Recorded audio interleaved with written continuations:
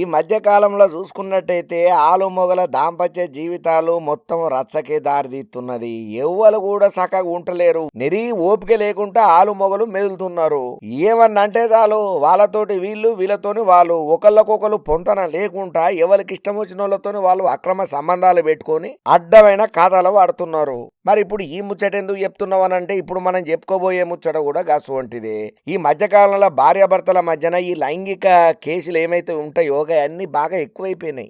భార్యకు తెలవకుండా భర్త, భర్తకు తెలవకుండా భార్య, ఇట్లా ఒకరికొకరు తెలవకుంటేనే ఇష్టం వచ్చిన వాళ్ళతోని అడ్డమైన సంబంధాలు పెట్టుకొని రెడ్ హ్యాండెడ్ గా దొరికేసరికి ఏదో ఒక ఉన్మాదానికి అది కారణమవుతున్నది. అసలు ఇది ఎందుకు లోపిస్తున్నదంటే భార్యాభర్తల మధ్య సరైనటువంటి అండర్స్టాండింగ్ లేకపోవటం. 10 నిమిషాలు పట్టుమని ఇద్దరు ఊకుండి మాట్లాడితే ఇవన్నీ పంచాయతీలు ఉండకపోవు, కానీ ఆ తీరిక లేకపోవడం వల్ల ఇగో ఇసొంటి కథలు అవుతున్నాయి. అయితే ఇప్పుడు చెప్పబోయే ముచ్చట ఏందనంటే భువనేశ్వర్ల పాటియా ప్రాంతంలో ఒక సంఘటన అయింది.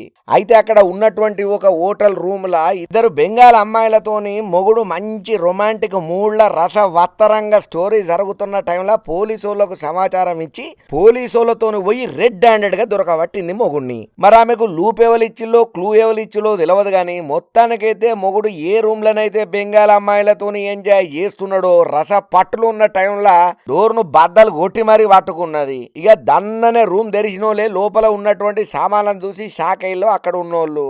ఇద్దరు అమ్మాయిలతో పాటు అక్కడ కొన్ని అభ్యంతరకరమైనటువంటి చెప్పకూడని గసొంటి సామాన్లు కూడా అక్కడ కనబడ్డాయట.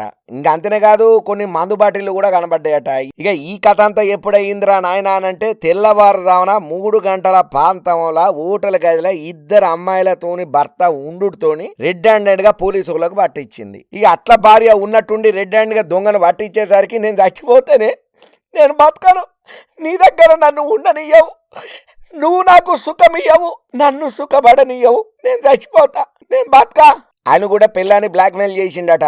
ఏదేమైనా ఇక తమ్ముని పర్ఫార్మెన్స్ చూసి నీ పర్ఫార్మెన్స్ ఇక్కడ కాదు స్టేషన్లో ఇంకా వివరంగా చూపెడుతూ పా అని చెప్పి పోలీసు వాళ్ళు మొత్తానికైతే ఆ రూమ్ లో దొరికినటువంటి ఇద్దరు అమ్మాయిలను ఈమె మొగుణ్ణి అందరినీ కట్టుకొని తీసుకొని జీబులు వేసుకొని పోయిండ్రు. ఏందో ఏమోనుల్లో ఒక్కొక్క పారీసుని ముచ్చట్లు చెప్పాలంటే కూడా నాకు సిగ్గు అనిపిస్తుంటది, కానీ తప్పదు కదా, మీరు నా వార్త కోసం చూస్తారని చెప్పక తప్పలేదు.